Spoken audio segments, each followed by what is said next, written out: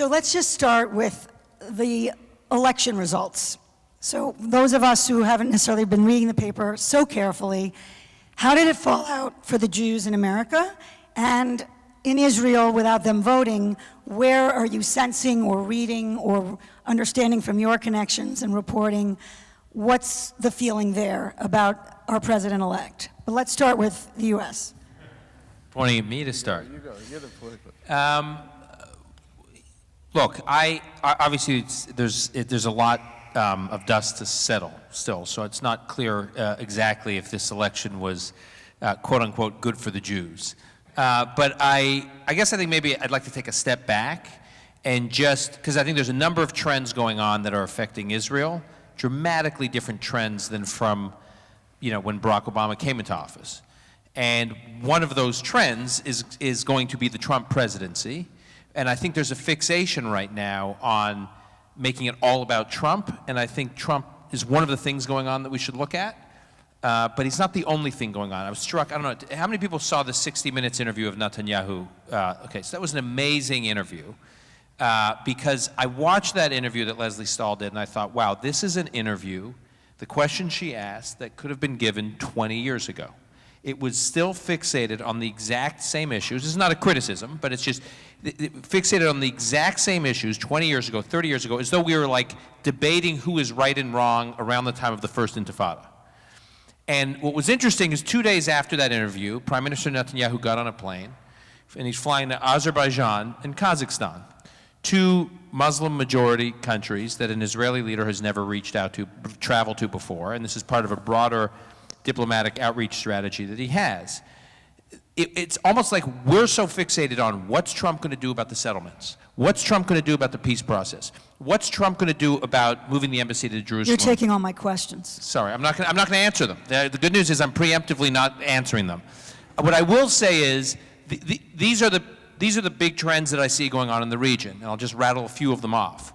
One, the notion that the Palestinian issue, resolving the Israeli-Palestinian issue, which if you watched the Leslie Stahl interview the other night, you would believe that is still the centerpiece for stability in the Middle East. It is not. The Palestinian issue, resolving the Palestinian-Israeli issue, is not the centerpiece to sort of Arab-Israeli reconciliation. It is not the centerpiece to stability in the Middle East. There's a brand new force in the Middle East called ISIS, and nobody believes that resolving the Israeli-Palestinian issue is going to address ISIS. And the ISIS is instilling fear in leaders and security officials around the Western world that has nothing to do, they're not focused at all on the Palestinian issue. A. B, most people, even those that don't want to admit it, in positions of power, the last thing they want to see right now when borders of Arab countries are being erased and regimes in the 100-year order in the Middle East is collapsing, the last thing they want to do is roll the dice and create a new Arab state. 3, there are new actors that have influence in the Middle East and outside of the Middle East that didn't exist when President Obama came into power. Again, it's not a criticism of Obama, it's just how much things have changed over the last 8 years. Russia is suddenly a major player in the Middle East. It was not when President Obama came into office. You mentioned Startup Nation, which I've written about. Israel is now indispensable economically to many countries in the world that are banging down the door to build ties with Israel, whether it's China, India, Singapore, Korea, Japan, even parts of Europe, even though Leslie Stahl said that Western Europe wants nothing to do with Israel, which is not true. There's all these players that are trying to build ties with Israel. Cybersecurity, timely subject. Cybersecurity is an issue that terrifies every business leader and every government leader today. 10% of global cybersecurity sales today are coming out of Israel. Israel has built the only cybersecurity cluster in the world that has business, military, and academia working together. Every major multi-technology, multinational company is coming to Israel and setting up shop as a result. I mean, I just go on and on and on and on.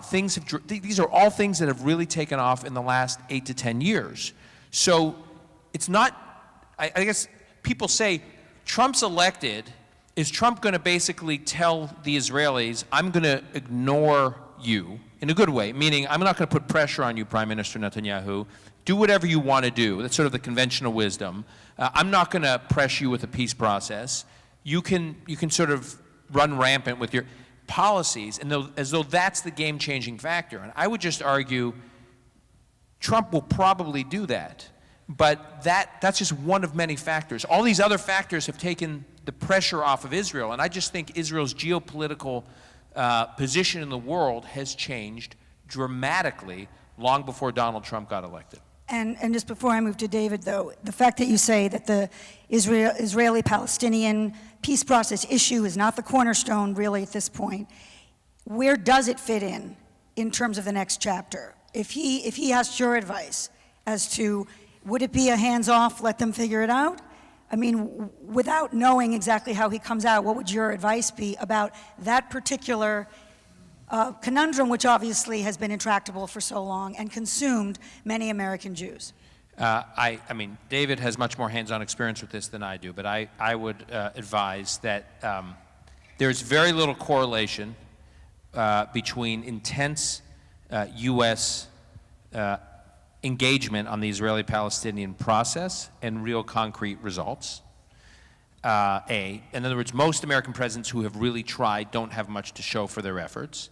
B, if there is a shot at something happening, you really do need an interlocutor on the other side. There really has to be someone on the Palestinian side who can truly deliver. The Arab world has to really care. Sunni Arab governments are far more concerned about working with Israel today in countering not only ISIS, the spread of ISIS, but countering the threat from Iran and sort of the Shiite ascendants, than they are concerned about the Palestinian issue. So it's not clear to me who Israel, if I were advising Trump, I'm not, if I were advising Trump, you should get on this, you should go kind of start trying to make something out of nothing. I actually think there's close to nothing there. It appears to me there's no one to really work with, and so you are going to expend enormous time and energy and political capital trying to get something done when there's so much low-hanging fruit in other parts of the world, both on the foreign policy sphere and in the domestic and economic policy sphere, especially on the domestic and economic policy sphere. This is not worth your energy right now. Wow. David. All right, well, good. Many of you come to these events, and when you ever hear Middle East or Israel in the title, you're prepared to be depressed. So if you hear any good news, I feel like I've ruined your day. So I apologize if I've ruined your day, but there actually is good news. And Dan and I agree on the technology side. Dan wrote that best-selling book with his brother-in-law, Saul Singer, is also a friend of mine and a friend with Dan's sister, Wendy, Saul's wife. But I would just He's say— going to do like a diagram of my family tree. Yeah, This exactly. is great. I could do that. Yeah. But, and what also is good news is the Sunni-Israel alliance, almost. I mean, the word alliance is too strong. I would say regional convergence. And this is like the underreported story that you don't read enough about. I'm sure in the Jewish Week you do, so I'm not saying about that. But the Sunni-Israel convergence has got to the point, I joke with the former defense minister Yalon, I said Israel has become the first Sunni state to be Jewish. It is remarkable how a set of common threats is putting in motion a new dynamic. And this is really good news that doesn't really get the play it deserves. But it has its limitations too. The good news is because of common threats, with Jordan and Israel, it's the threat of ISIS. With Israel and Egypt, it's Hamas in Gaza and ISIS in the Sinai. And if people knew how much Egypt and Israel are cooperating against this threat, they would be shocked in a good way. But we can't talk about it, unfortunately. But it is amazing, unbelievable. And they would know also how Gulf states and Israel converge over the threat of Iran. It would also be remarkable. So the good news is that the Middle East is changing in a certain way, in a good way, that under the table there are these convergences that have not been possible before. And I've just met with top Arab leaders in different places, and it is remarkable.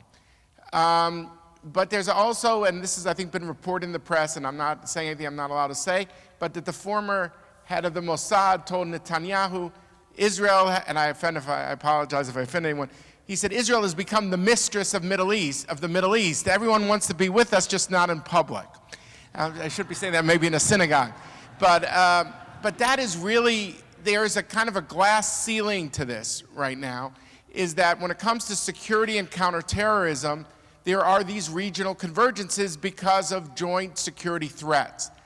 But it has not gone above the radar. And they will say, David, you know, you want us to do more and more with Israel publicly, but we can't because of the Palestinian issue. So we'll work under the table with the Israelis because it's good for us. And really, there's no incentive for them to go above the table because they're getting everything for Israel for free. I mean, not for free. I mean, Israel is, but I mean, they're working together, but Israel is helping out because of the common threats. They're not saying until you open up an embassy in Tel Aviv, we won't work with you. So the convergences are fascinating, but it hasn't yet been translated politically the way Israel would like. And this brings me to the baseball metaphor. And here I think Dan and I would agree. The United States has tried to hit the home run ball on the Israeli-Palestinian issue 3 times. One was an effort in 2000 by President Clinton to end this conflict.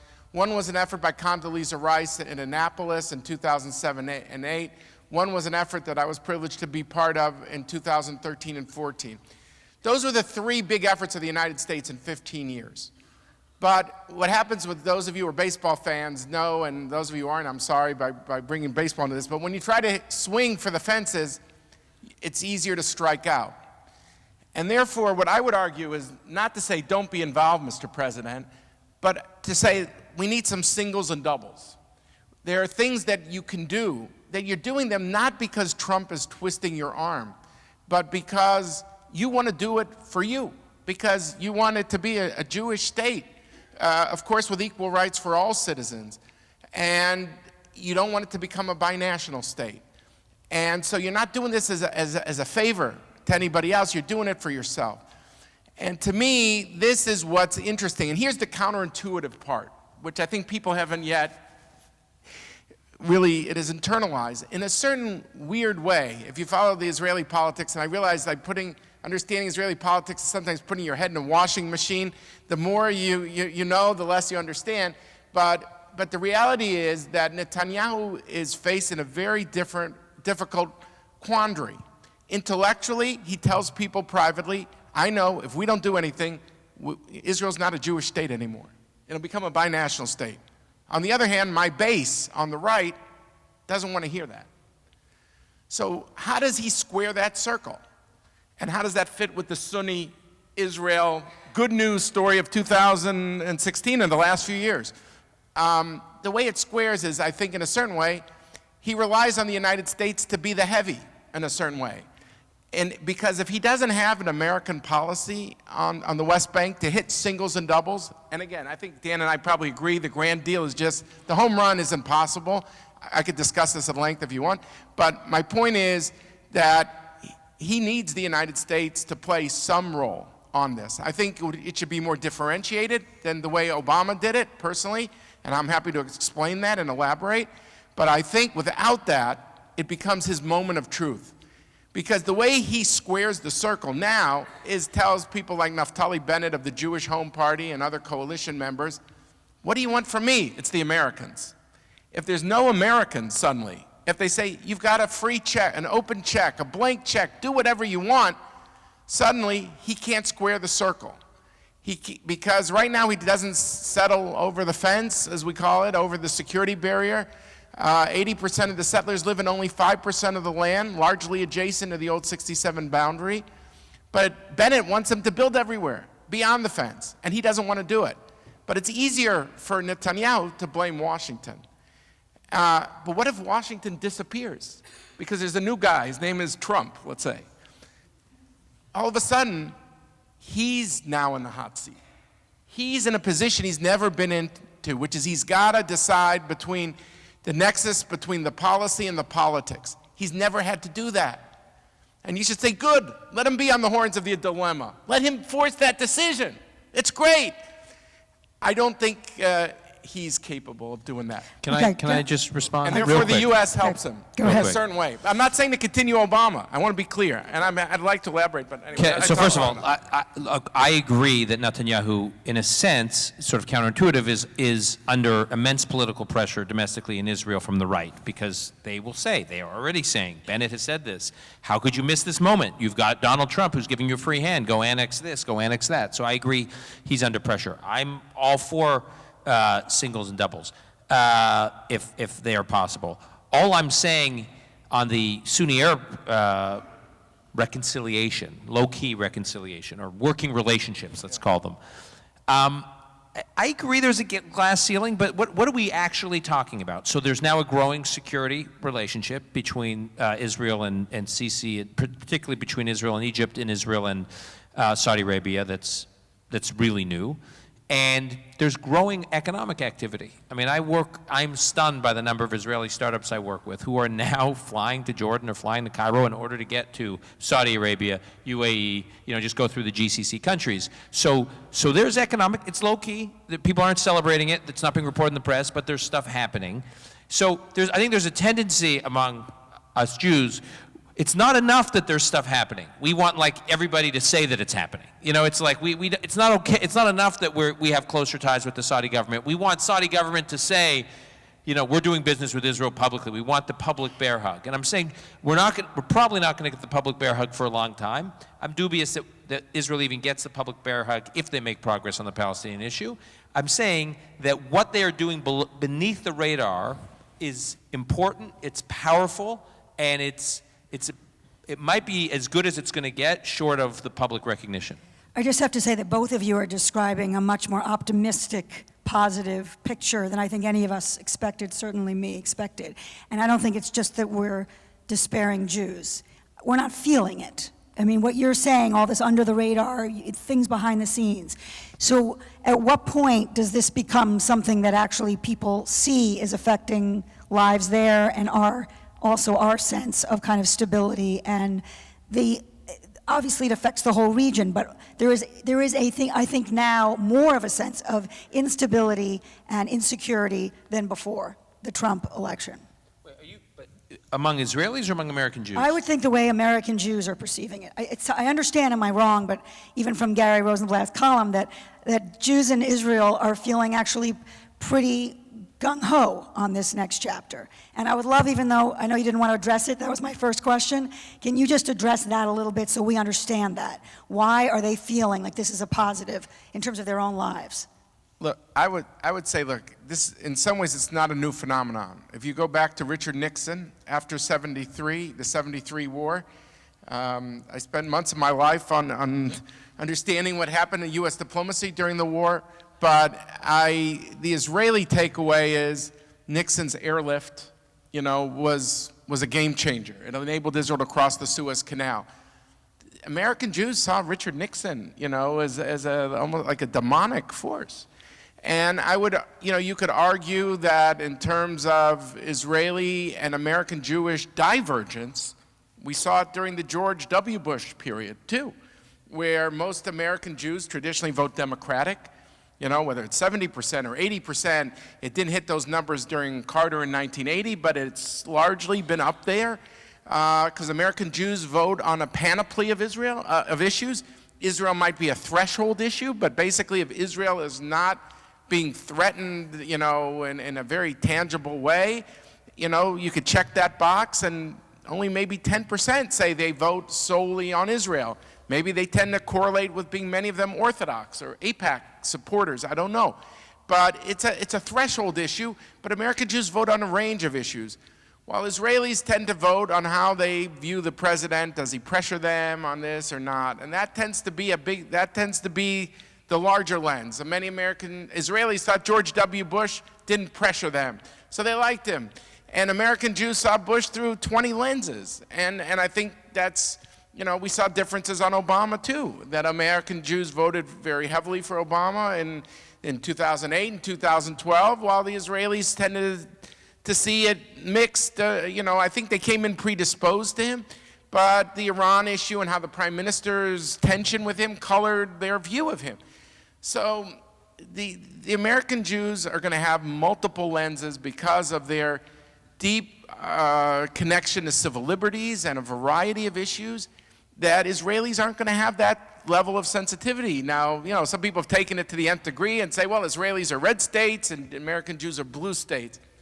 All right, whatever you want to do it. But it's really that American Jews vote on multiple sets of issues, and Israelis, I think, have a different perspective. I agree with everything David said. Sorry, this will be like a really annoying panel if we wind up just agreeing a lot. I apologize. We'll find something to fight about, you know. I would add one other factor in my list of factors that are I think, game changers as it relates to Israel over the last 8 or 10 years.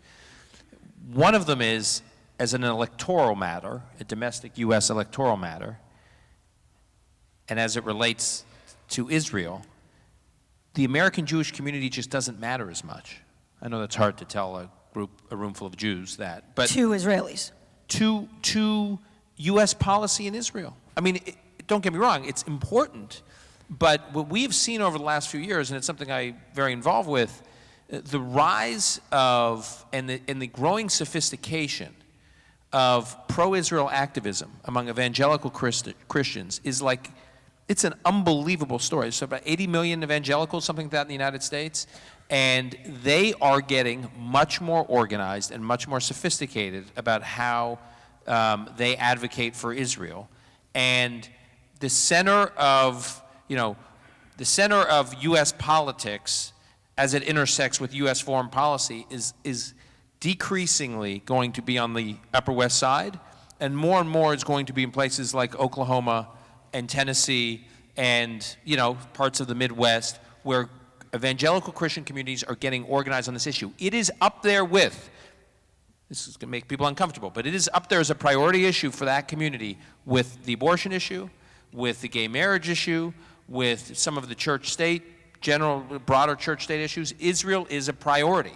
And senators and congressmen are having to be responsive to those communities in their districts and states in a way that I did not see 10, even 5 years ago. They are a force on the American political scene as it relates to U.S. foreign policy.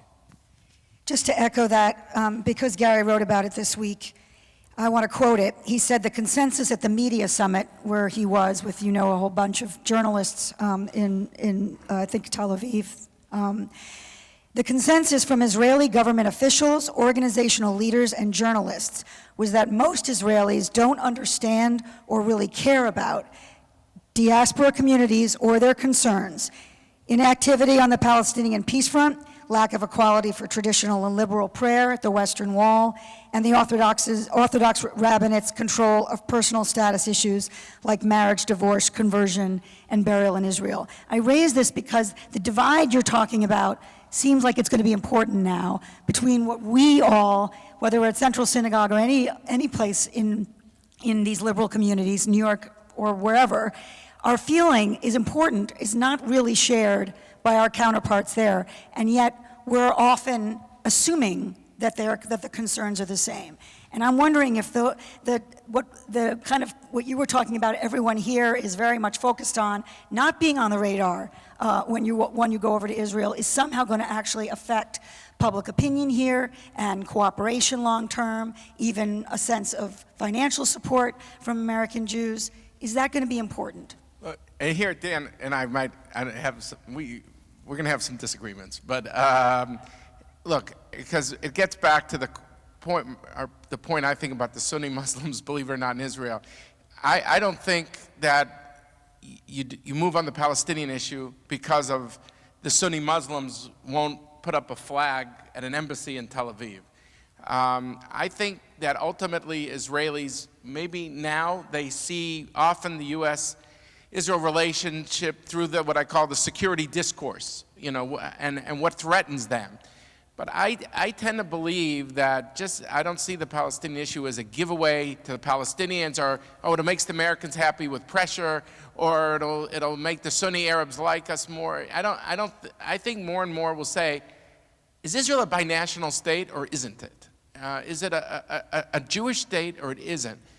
And I think that is going to lead more and more Israelis, because you're reaching a tipping point here. I mean, you've got 85,000 settlers on the wrong side of this fence, on the wrong side of this barrier.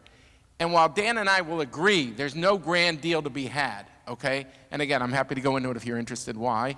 I'll just say briefly, just with Carrie, when I was working on the inside, there were the 5 for 5 on this issue was the borders, the security arrangements, Jerusalem, refugees, and mutual recognition. Do you accept the character of the other side's state? There used to be issues like water. Water has been relegated to a second, third tier issue because of desalination, and it's become like a commodity. David, what do you mean the character of the other side? Do you accept that Palestine is going to be for Palestinians, that it's going to have a Palestinian character? And do they accept that Israel is a nation state of the Jewish people?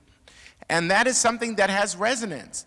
In the polling that I saw when I was in the U.S. government, liberal Jews, including Thea's brother and including Shlomo Avineri and a lot of Ruth Gavizon and a lot of liberal icons in Israel really felt this was crucial. Out of the 5 for 5, we got maybe 2 out of the 5. Bibi did more than he'll admit to publicly on the land. It will shock this audience. He was much more forthcoming, but he won't admit it because it'll bring apart his coalition. Abbas, in my view, was much more forthcoming on refugees than he will admit. But because to hit a home run, you had to hit 5 for 5, and we were only 2 out of 5, I just don't see the grand deal. That's why I say don't hit the homer.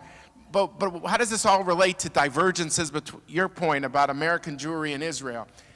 I tend to think, and look, there's never a shortage of threats. There's Hamas in Gaza. There's the Iranians. There's always going to be threats. But the more the convergences are happening, even albeit below the surface, I do think more Israelis are going to say, okay, forget the home run ball, but singles and doubles. If we don't do that, there's no more Jewish state left in Israel. And I think that is something that has become more apparent. And so while people think there's going to be this values gap, values deficit between American Jews and Israelis, I don't see it that way because I see the imperative of the singles and doubles is that the Israelis are going to push their leaders to do that too. And that is going to keep the Israelis and the American Jews pretty much, there'll be differences. Of course there'll be differences. There's always been differences. Over pluralism, a lot of these issues that, as an American Jew, I might be modern Orthodox myself, but our hallmark is pluralism, and we have to insist on it. But there's always been this gap, but it's just the gap has become more noticeable lately, that people are commenting on it. But the reason why I don't think it'll become a chasm is because I do think this issue is not something you could just put in the box for 20 years. You can't hit the homer, but you're going to have to address it. And that's going to keep the American Jews and the Israeli Jews in the same ballpark. Can you give us, just as a baseline, could you give us an example of a single or a double? Just one concrete example. Very simple. To me, when people said, what can Trump do? Tell me what is the single or double, okay? What you could do is very simple. And it would be different than Obama. But I think it would be an important thing. And I call it a differentiated strategy that we haven't had for 8 years. And I say that as someone who was in the administration, who favored this while I was in, although while we were trying to hit the home run ball, I'm committed to it. But to say, okay, we can't solve this problem, but can we make progress? What would be progress? To me, progress is to say, you don't build beyond this barrier, okay? 80% of the settlers live within the barrier, in the 8% of the West Bank, largely adjacent to Israeli cities, what we call the Green Line, the pre-67 boundary. And it's understood by Palestinians. And I go to Ramallah on every visit. I'm there like 5 times a year. And they get it, they understand it. And there's what we call a swap, a territorial exchange. Israel keeps some of the settlements, and they give areas within the 67 lines to the Palestinians for their dignity, so they could say, we got what Sadat got. We got the equivalent of 100% of the land. And so what Trump could do, I think, and make this like a centerpiece, to say, Israel, you say, you're committed to 2 states. My view is just don't settle in the area beyond the barrier where there's relatively few settlers. But within that barrier, I'm going to be different than Obama, and I'm going to give more wiggle room within these blocks So we're not going to take you to the Security Council if you build a balcony, somewhere. I mean, I think common sense thing would go a long way. And as Palestinians will say to me privately, David, you can't expect us to endorse this publicly, but we could acquiesce to it. And so in my view, there are things that are singles and doubles that what it will do is, for the first time in history, it will align a settlement policy with a two-state policy, and it will make clear to all sides that these are the contours. And then you've solved almost all of the territorial dimensions. The security is the security, but you will, for the first time, decouple security and ideology in this conflict. Israel has to protect everything because of the Middle East is a volcano now. But if it for the first time deals with its ideology, I think you have made a huge step forward. I use the word huge. So, David, suppose Donald Trump said the following instead of that. And by the way, what I'm about to say is not necessarily inconsistent with pursuing that single or double. But suppose a Trump administration said to Israel, since 1993, we've been at it.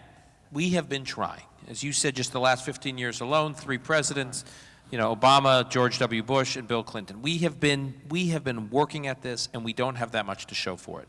And one of the reasons, not the only reason, but one of the primary reasons we don't have anything to show for it is because we have not had a Palestinian leadership that is committed to a deal, or even if they were committed to a grand slam, could deliver their population, their own electorate, if you will, to the enforcement or the implementation of that deal. So, you know what? We're taking a break. We, the United States, are tired. We are overextended. We have other parts of the Middle East and other parts of the world to focus on right now that are on fire. It's not clear to us from U.S. interests. I get Israeli interests may be different, but from a U.S. interest standpoint, it's not clear to us what resolving this Israeli-Palestinian issue will do for us.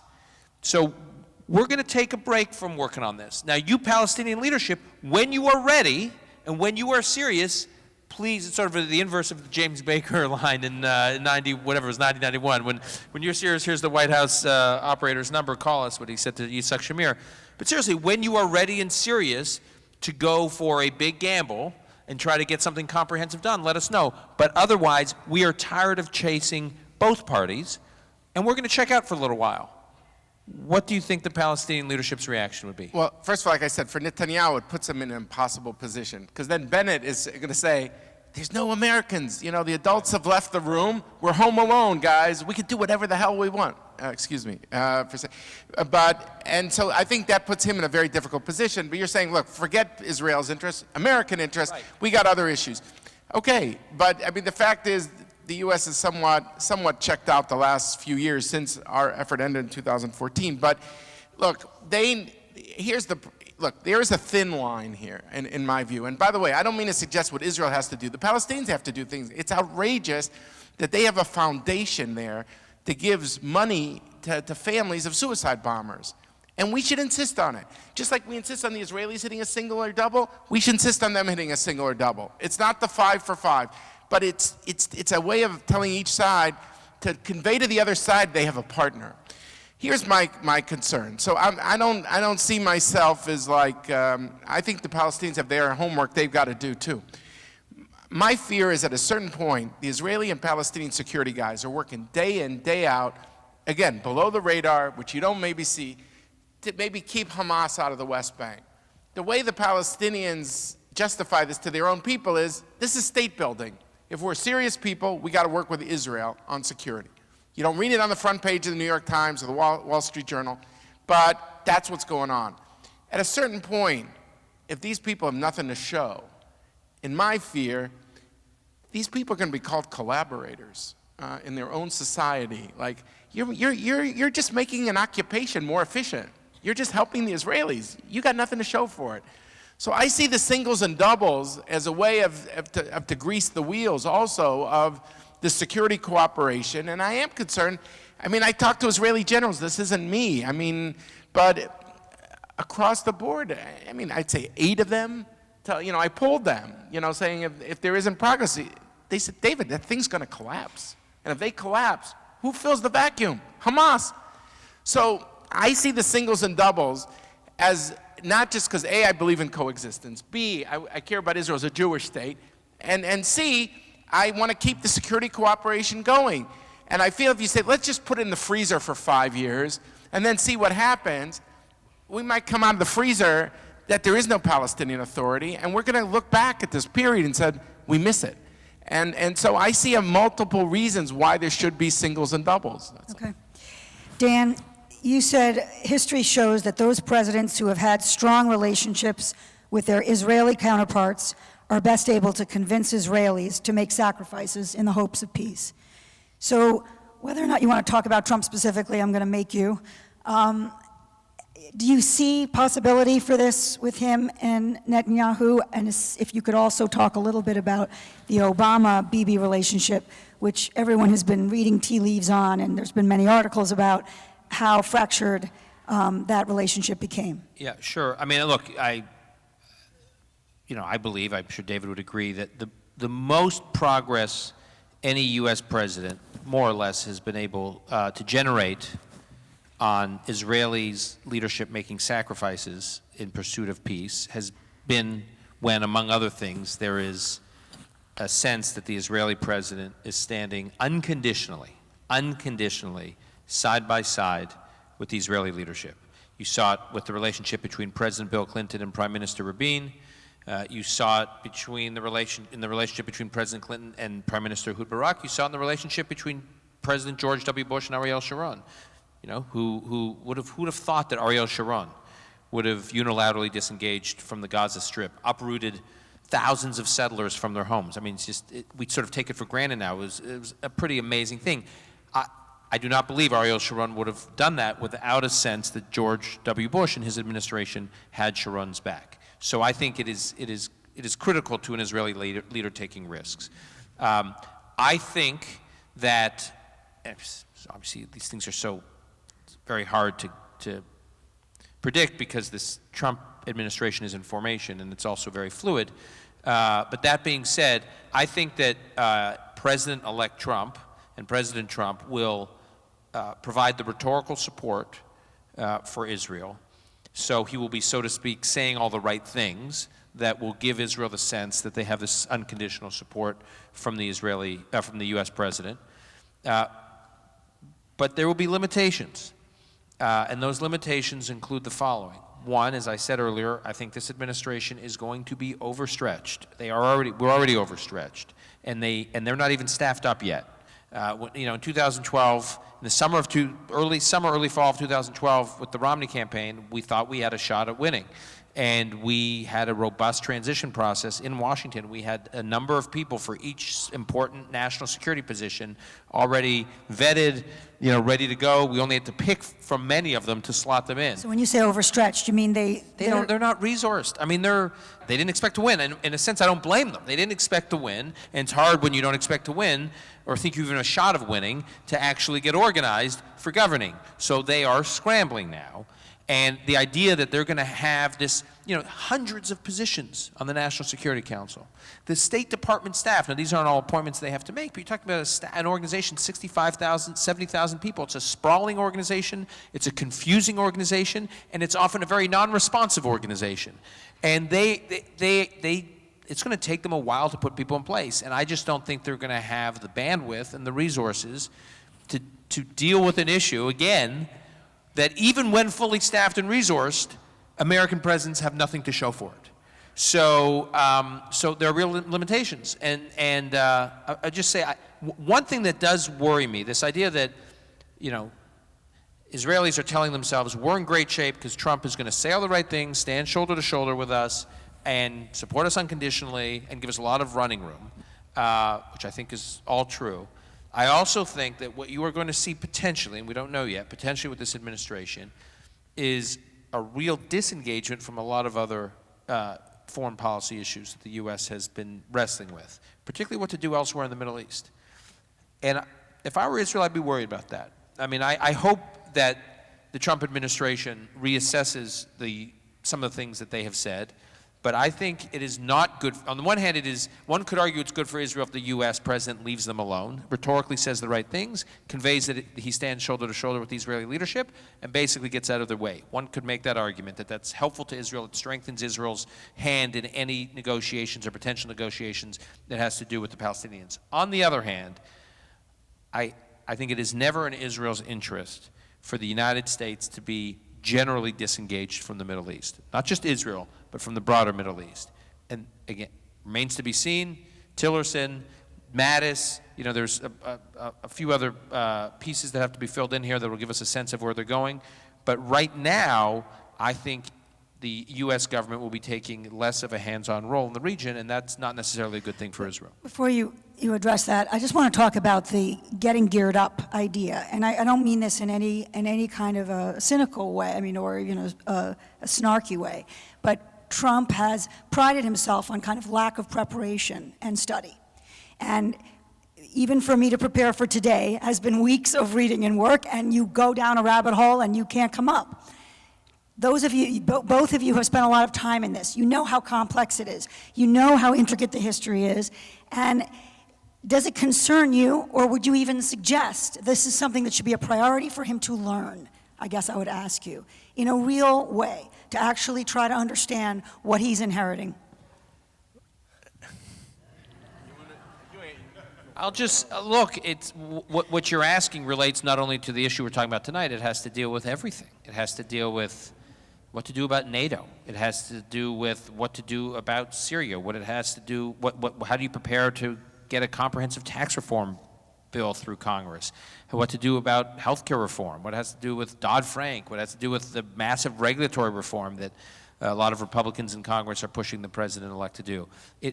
All these issues require immersing yourself to some degree in it. Right, but there's some candidates who are wonky, who are reading more, studying more. I guess my only sense about this is one would think that you have to immerse yourself in issues that you want to get engaged in and kind of move. I would also caveat that by saying we have to completely readjust. It's almost becoming like a cliche now, but I'm just now coming to terms with it myself, so I'm partly thinking it out loud. So I appreciate you all being part of my This is a very safe space. This is like therapy for me. I should lie on a couch. No, we all have to sort of completely readjust how we think about what is the norm and conventions of the American presidency.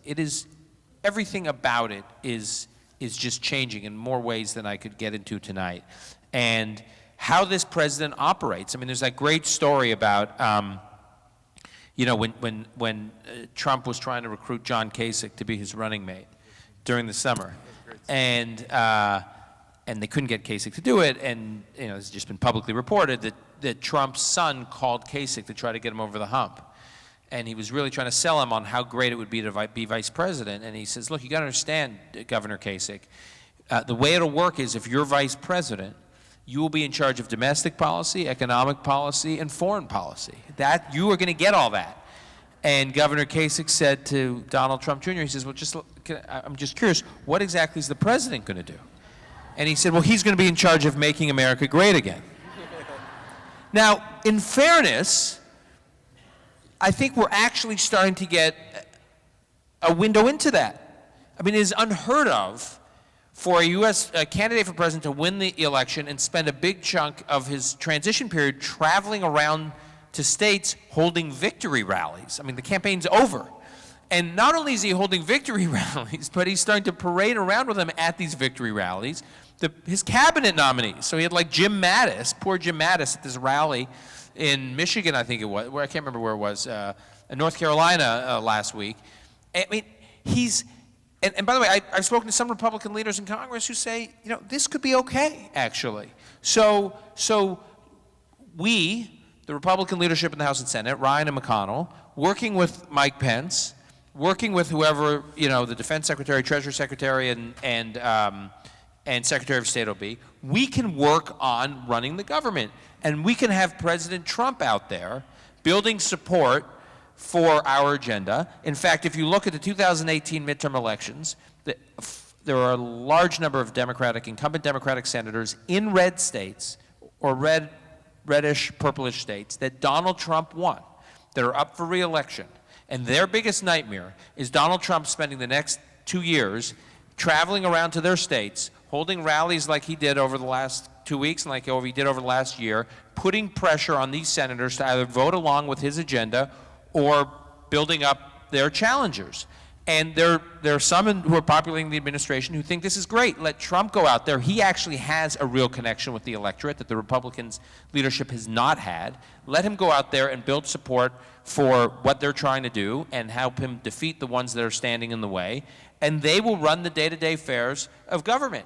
I mean, I'm just saying, this may make people cringe that this is sort of like this president in this sort of quasi-ceremonial role traveling around the country, and that sort of Mike Pence, Mitch McConnell, and Paul Ryan are effectively like sharing these prime ministerial duties, running the day-to-day government. And it's easy for us to be be skeptical of that on the one hand. On the other hand, it might work. I'm not saying it will. I'm not like an advocate for it. I'm just saying we have to completely rethink, well, why wouldn't it work? Okay, so here's where Dan and I might have a respectful difference on this.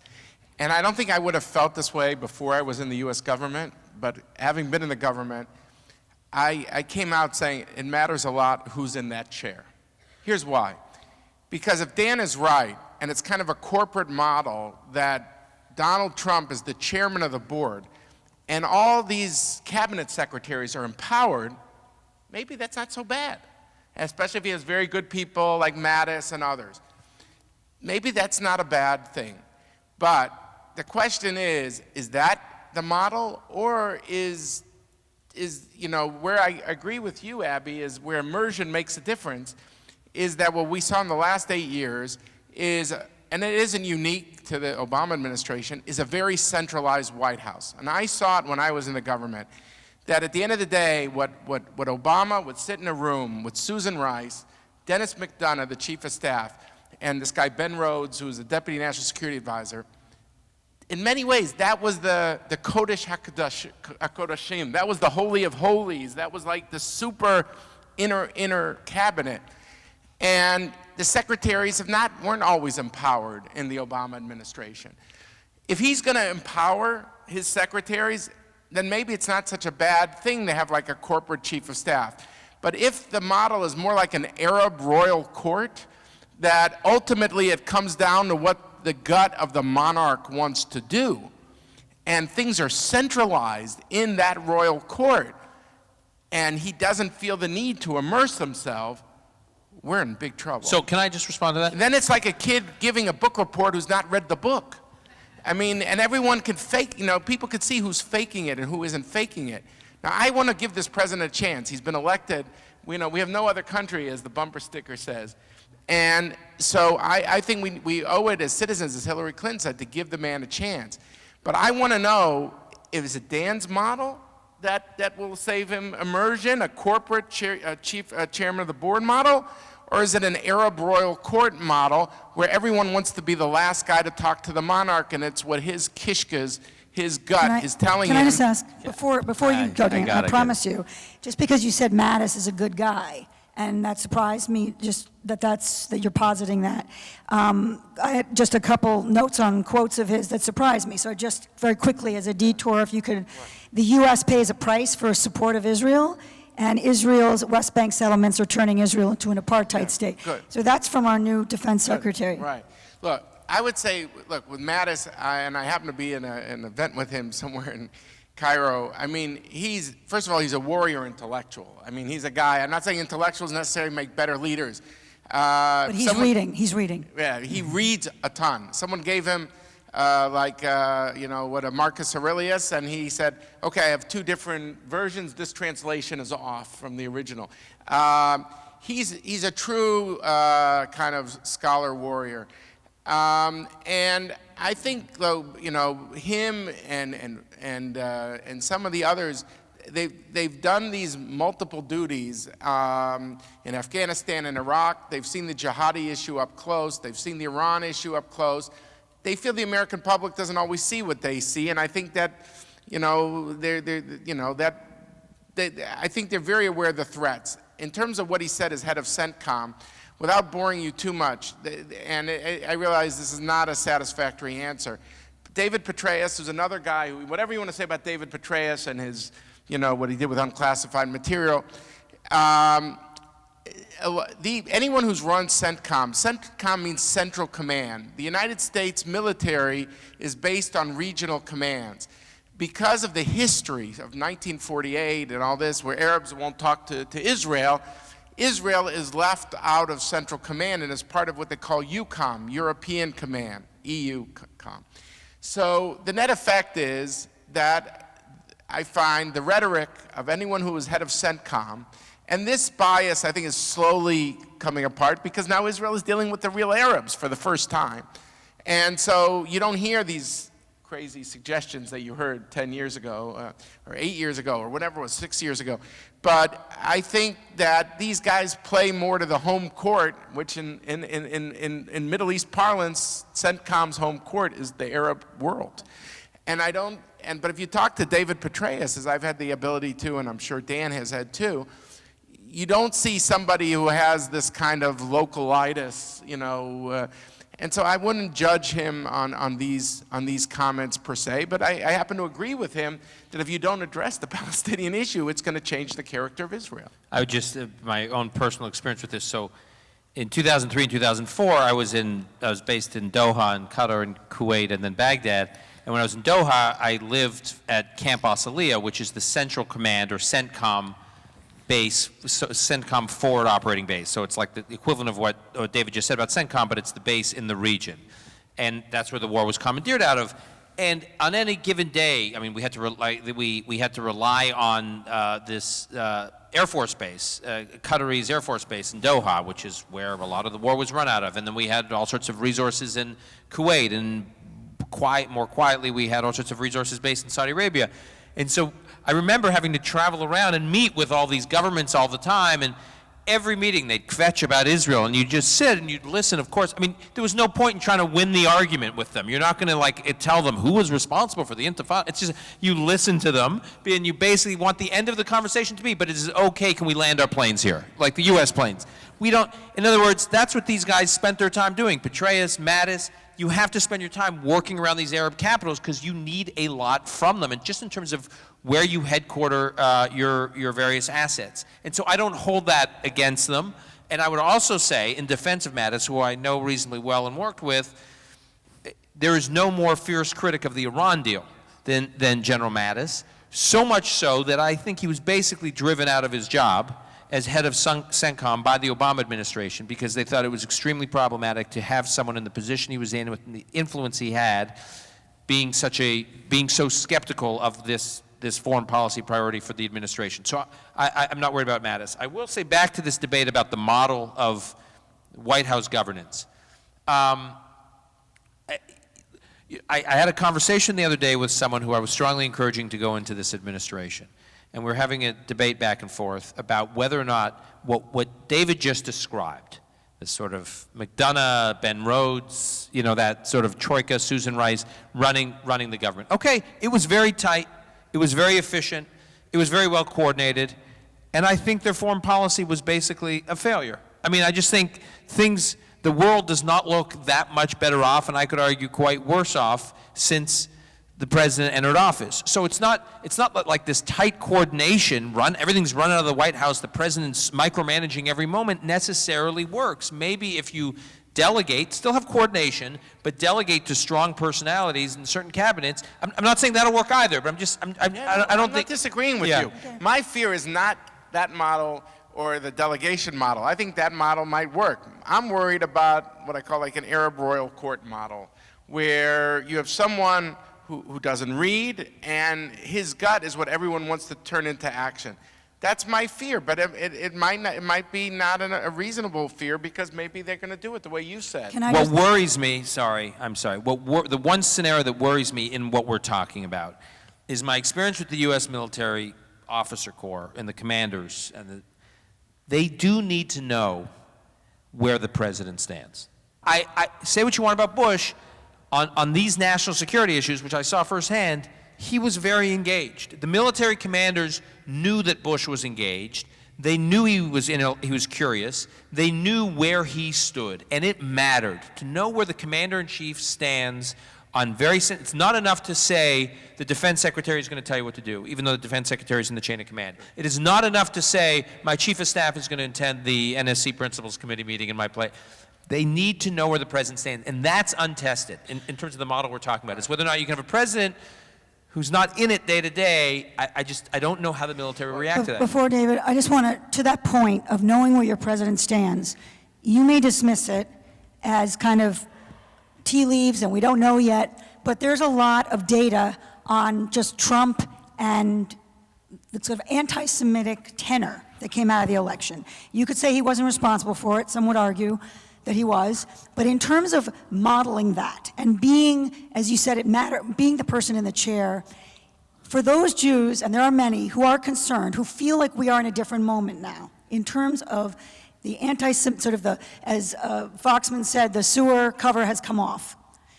How do you reassure, if you do, and does Jared Kushner, who many Jews invoke as the reason to be reassured, reassure you, or do you know him? Does that make sense, that because his son is an Orthodox Jew, his son-in-law, and his daughter converted, that there's some kind of, he's in the family?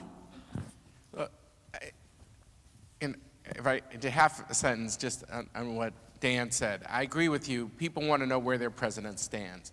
And my hope for this president is, and like I said, I want to give him a chance, is when you're out on the campaign mode and you're tweeting and you're whatever you're doing, but once you're in that chair after inauguration, and you might say, I don't want to go to these daily briefings, it's boring or whatever, but I'm sorry. Nothing changes. Right. Why call me when something changes? Right. That's what he said. Right, and what he said about the agency, the CIA, but when you're in that chair and you're going to be surrounded day in, day out with people coming at you with the gravity of these issues, I think, that my hope is that is going to take its toll in a good way, because you will be faced with the enormity of the consequences. What you say affects if soldiers go and die in the field. So my hope for this president is, whatever model he chooses, that people do need to know where he's at. And I definitely agree with you. And I don't think you could be cavalier about it, and I don't think he can be cavalier about it either, and that's my hope. To Abby's point about the anti-Semitism, look, it's obviously concerning. And I think, it gets back to your point before about, will Israel and American Jews have a divergence in their perspective based on their own set of policy priorities? I think if God forbid, it would intensify. I mean, the same prime minister who goes to France and says, I'm the leader of all Jews, and, American Jews will expect the prime minister, not just Jared Kushner, to speak out. Right now, obviously, he's loath to get into domestic politics, especially when I think we would all agree that the early phase of their relationship, I didn't really get a chance to answer this part of the question, will be a honeymoon. I mean, they'll both kind of, say how terrible the Iran deal was, and they'll talk about, jihadism or American retrenchment. I mean, there will be enough common bonding between them that Netanyahu will want that. But if God forbid, things would worsen, I think people will have that expectation. I don't think that's where we are now at all. I think American Jews are right to be vigilant. I was happy the ADL and some of these other groups are raising, like warnings, things, even nip things in the bud. I do believe very much in the goodness of this country and the goodness of its people across the country. I travel across the country. I think I've visited 126 campuses. That's a lot of campus visits. And I see the decency of the American people. I believe we have strong institutions. And I don't see this as, God forbid, some of the darker chapters in European history. But even when you see small things, I think part of the greatness of the institution of American Jewish life is that we call it. We don't let things fester, and thank God for that. So I'm an optimist in the big sense. But if I'm wrong and Dan's wrong and things do intensify, I don't think it's just Jared Kushner, although I do talk to people who talk to him and that he has raised this. I think people will expect, this kind of red lights to go off across the board from American Jewish life and not to be worried about access issues and from others like the Israelis as well. But I don't think we're anywhere near that. I know Jared. I have a high opinion of him. I don't really know what his role is going to be. I don't think anybody knows what his role is ultimately going to be. So I feel like there's been a set of unrealistic expectations been made of him. That he's like, well, Jared will fix it. Well, Jared will fix that. Like Jared's going to come down from Sinai with the, it's a lot of pressure the guy's under now. And I can basically say this about him. He's a serious guy. He's a responsible person. He's smart. So I think he will be a constructive force. But I don't know. I don't know what role he'll ultimately have on the alt-right stuff and the anti-Semitic, the rise in anti-Semitic rhetoric we've seen on social media and elsewhere. I mean, I've experienced it. Because I was very critical of Trump during the campaign. I got a lot of it blasted at me, which was jarring. I recently had this argument with someone very involved with Trump's world and with his campaign and now involved with his administration or transition. And he made this point to me, and I'm not defending this point. I'm not, I'm just laying out their side of it because I made this point to them, to this individual. And he said, look, Donald Trump is not anti-Semitic. And Donald Trump does not want anything to do with anti-Semites. Donald Trump is new to all this stuff. And there was a lot of people swirling around him that were supporting him.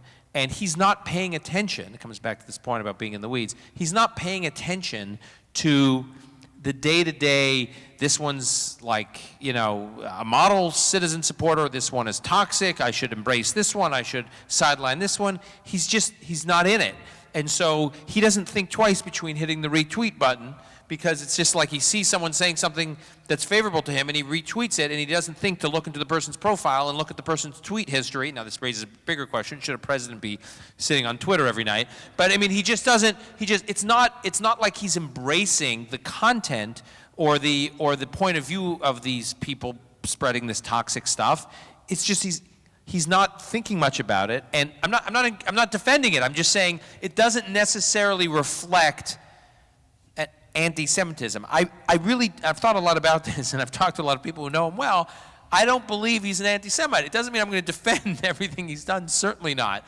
But I don't believe that this social media sensation or horror show that has surfaced reflects Trump's sort of embrace or tolerance, thoughtful tolerance of anti-Semitism. Can I just ask, one just push back on that. He does have a very big megaphone to try to stop it, to try to shut it down. That's what I want to say. So I'm just wondering why, I don't say that politically. No. I'm just wondering why someone with that kind of reach and platform doesn't say more about how he has no tolerance for it or patience for it. That was going to be my comeback, Dan, which is only this. Look, he said at a certain point on 60 Minutes when he was asked by Leslie Stahl, he said, I look in the camera and I'm telling you, stop it. I really believe in the vitality also of American Jewish life. It's not just based on the old paradigm, what is the relationship of the Poritz and Jews, in a different European feudal system.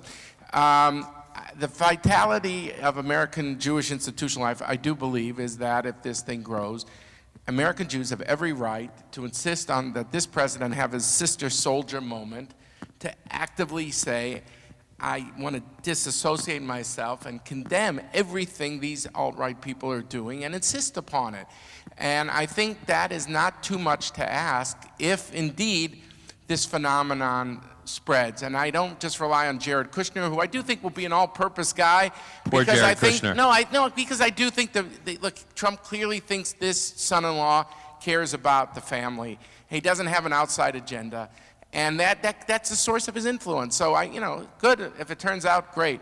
But I do think American Jewish life is rich enough and sturdy enough to insist that he actively disavow these people in the strongest terms. What the timing of that moment is, I don't know, but I do have faith in this institutional system here. I agree that he should speak out on it, absolutely. My only problem is I've got about 10 or 15 things I want him to speak out on.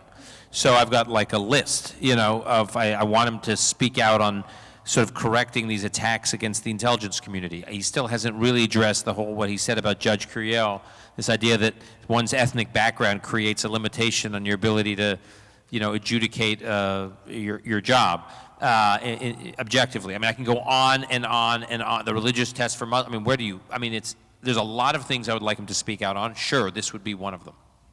We're running out of time. I hope you'll stay just a few minutes so a few people can bombard you afterwards. But we have to let people go home in about 10 minutes. I'm going to go through a few of these, and let's try to be really concise, even though some of them are enormous, like Iran, the Iran deal. What happens if Trump is serious about renegotiating the Iran nuclear deal, which he has said that he will? Sure. I mean, I think it is very complicated to do. It is, people forget that it's not or easily overlooked that it is not just a deal between the U.S. and Iran, but there are a number of parties involved in this. And the U.S. unilaterally withdrawing from the deal does not mean that all the other countries have to withdraw from the deal. That said, if he's very hands-on and thoughtful and strategic about it, I do think if he really wants to undermine the Iran deal, he can. By putting pressure on these countries to say, the other parties to the deal, that look, we're pulling out, you can do whatever you want, but I'm just telling you that it's going to be a lot harder for you to do business in our country if you're doing business in that country.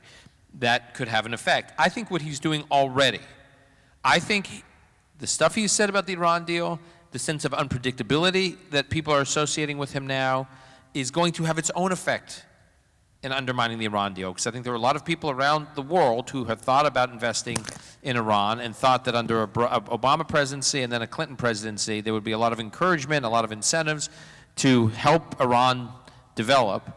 I think a lot of those players around the world are wondering, where on earth is Donald Trump going to come down on this? And he's not probably going to want to encourage us to be getting involved with Iran. And if we do then get involved in spite of his discouragement, what are the repercussions for us? What will we be shut out of? So I think there are things he could do to take the oxygen out of whatever kind of momentum there was for the Iran deal without actually, quote unquote, tearing it up. I would just say, look, three quick things that I think would make a difference. First of all, what the Israeli Prime Minister and the military chief of staff have said is Israel went from the biggest critics to the people who said, enforce it. In other words, don't give them slack. You know, if they are violating the terms, call them on it. And that, I think, is something. I feel the administration, the current administration, because they negotiated it, were afraid if they said anything that suggested they weren't enforcing every letter of the law, that it would unravel. I think that these guys will call them on violations. I don't think they will try to undo it, but I do think they'll try to call them on it. Second, this to me is the most important point, because I don't think the Europeans are going to pull out of this deal. The key question is, a lot of the deal was front-loaded. They ripped up the plutonium core of their reactor. They shipped most of their uranium out of the country. And centrifuges have been mothballed, most of them. And the chief of staff of Israel went publicly and said Israel is more secure today than because of it. But, here's a huge but. Within 15 years, there's a sunset restrictions on these key provisions, and they have the kosher stamp to essentially go from low-enriched uranium, which is reactor grade, to high-enriched uranium, which is weapons grade, that could leave them just a few turns of the screw away from a bomb. I don't expect the P5+1, those are the 5 permanent members of the Security Council, +1 Germany, to say, oh, you know what, we were wrong all along, we're going to renegotiate. No, they won't.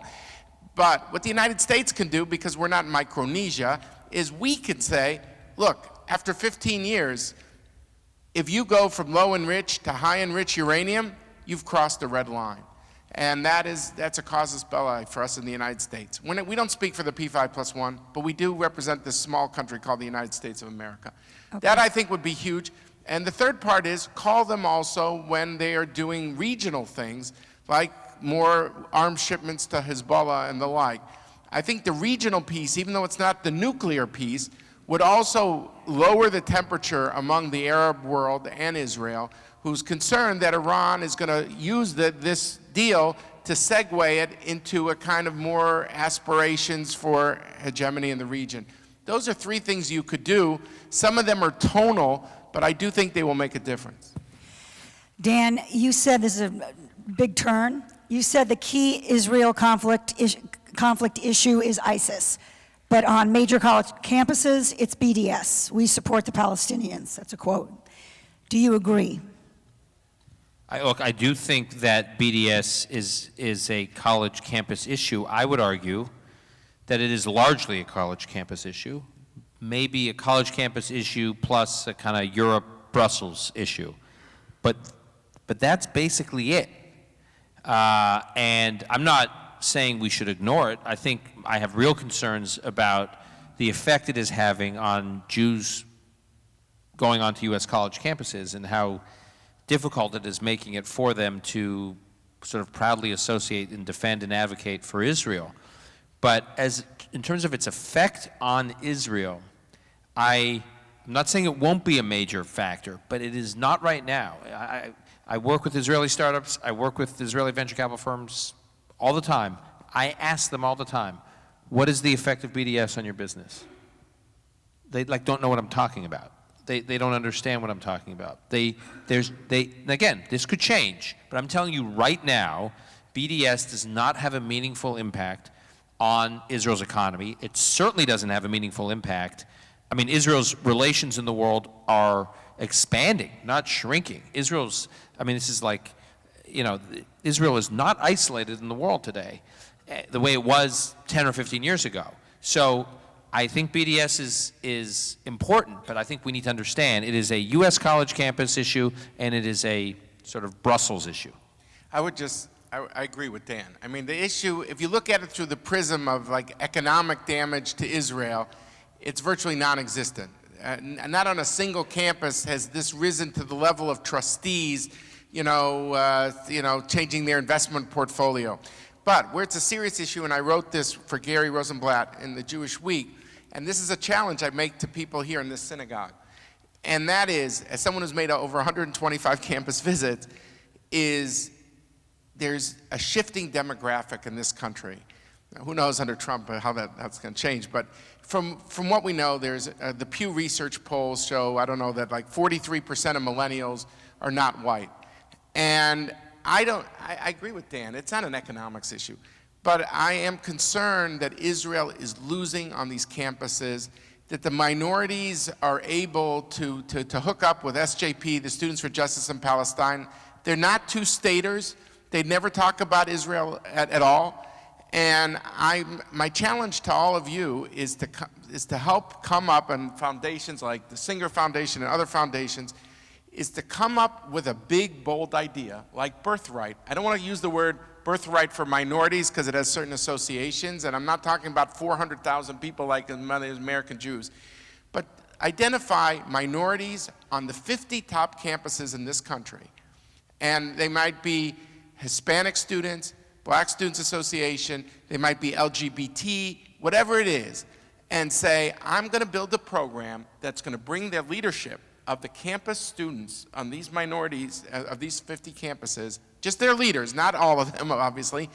I'm going to bring their leaders to Israel. And I'm going to show one thing. Israel's not a bumper sticker. It's complicated. And I want them to come back to their friends in the Black Students Association, the Hispanic Students Association, LGBT, and say, I went over there, and I see they have a raucous debate over there. It's complicated. And here is the shades of gray. I think this is a project that, in my view, the American Jewish community that was so successful with the Soviet Jewry movement, with the Ethiopian Jewry movement, with Birthright for Jews, has now got to think, what's going on our campuses? And how is it that minority students do not find a way to hook up with Israel? And I know many of you have children and grandchildren on campuses. What are we doing? And I think the minority piece of this is huge. I'll just, one anecdote. like I would talk about my Middle East Mount Rushmore. Who are the favorite, who are the heroes of the Middle East? I have 2 Arabs and 2 Jews. I did something called a TED Talk. I don't know if you've heard of it, but on this topic, a TEDx for college students. And a lot of these students, campuses, and I go to campuses where there's not Jews. You go to Portland State. You go to the University of New Mexico at Albuquerque. You go to the University of Ohio at Toledo. There's not Jewish students in some of these campuses. And all I could say is, when you mention Mount Rushmore, they say, do you mention Mount Rushmore because Israel stole the land from the Palestinians? Because they're a minority, we're a minority. And that is not the case. Israel was the first country to be voted on by the United Nations. I don't want to go on. All I'm saying is, I think the campus issue is not an economics issue. It's a question of the formative experiences of students, and they take their place as leaders of tomorrow of our country. I just have to add one point. I also think that the campus issue is not an Israel issue. I think there's something going on campuses right now that transcends Israel. It's much bigger than Israel. And I think that it's a whole longer conversation in terms of what's happening in campuses, but I think Israel's getting swept into it.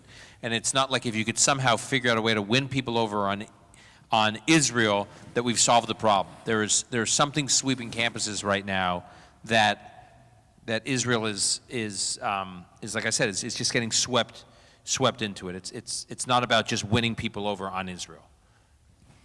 We're going to end with the embassy because it's been in the news. Simple stuff. Simple.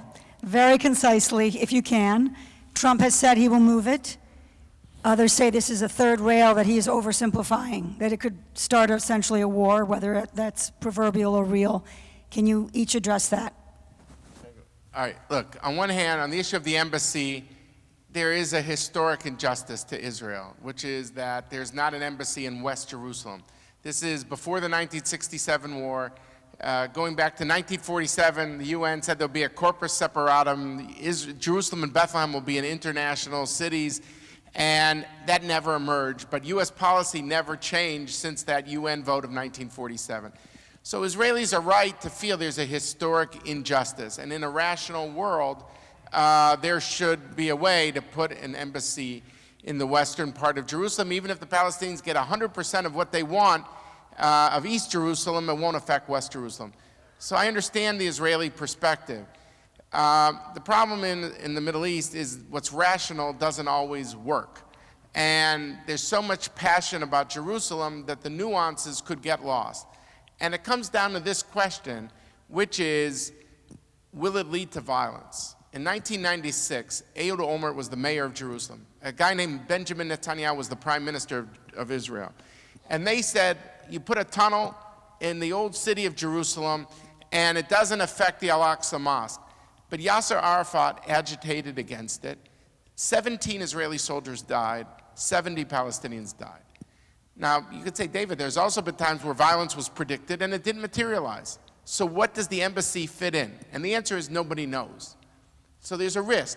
Could you minimize that risk in one of 2 ways? A, you do diplomacy with your Secretary of State and go to Arab capitals and say, we're talking about West Jerusalem, not East Jerusalem. We don't expect you to endorse it, but all we're asking you is not to fan the flames. So this doesn't become a security issue for American diplomatic personnel in Pakistan or Afghanistan or wherever it is. And so we don't want to risk Americans in this regard. Another way you could say is make it part of a package deal for a single and a double, which is we're not going to hit the home run ball on this issue, but make it part of the mix. I think these are 2 examples of where you could try to minimize the risk. But it could be that Trump likes shock therapy. I'm just going to do it because here's the magic moment that American Jews haven't focused on yet, which is that Obama signed the last waiver on December 1st, 2016, earlier this month. Guess when that 6-month waiver expires? June 1st, 2017, 5 days before the 50th anniversary of the 1967 war and the unification of Jerusalem. If you were one of his political advisors, you might say, Mr. President, the symbolism is irreversible. You don't sign that next waiver. So I think this issue could come up soon. But here again, how they're going to be configured and structured, how to deal with this to minimize the risk, to me, is important. Yeah, I would add to that if sure, there could be conversations with leaders in Arab capitals encouraging them not to fan the flames. There could also be leaders in Arab capitals telling U.S. officials, it is true we have made all this progress. Sunni-Israeli relations have never been better. You moving this embassy could undermine all that.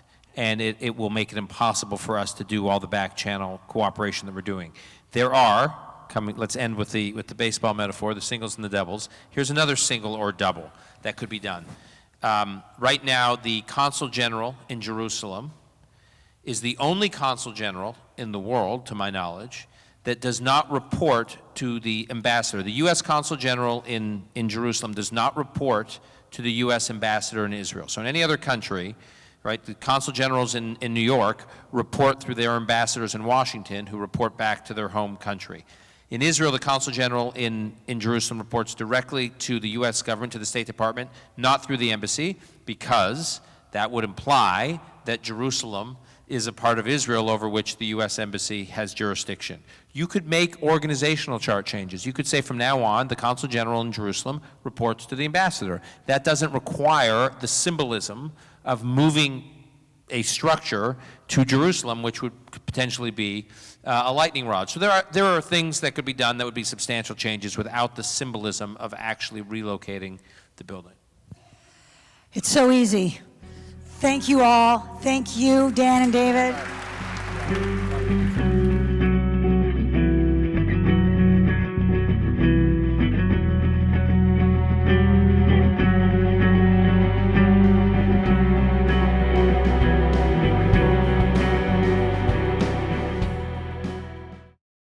We would be pleased to send a complimentary DVD of this program to anyone who wishes to support JBS, the Jewish Broadcasting Service, with a tax-deductible gift of $36, double high or more, to the nonprofit organization Jewish Education in Media.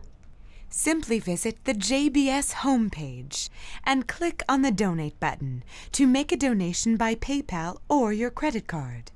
And please indicate the program for which you would like a DVD. Or you can send your tax-deductible check made out to Jem, Post Office Box 180, Riverdale Station, Bronx, New York 10471. And again, please remember to indicate which program you would like to receive with our compliments. And we thank you for your kind support.